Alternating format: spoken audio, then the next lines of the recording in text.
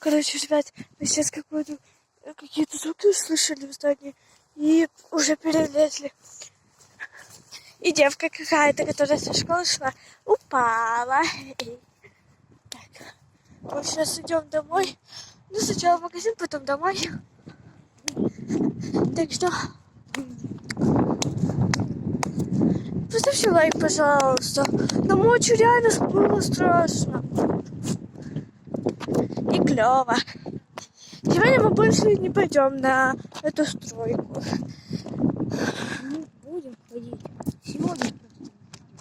Да, сегодня не будем ходить, а вот в следующий раз будем. Там какой-то ученик Чистинской школы идет.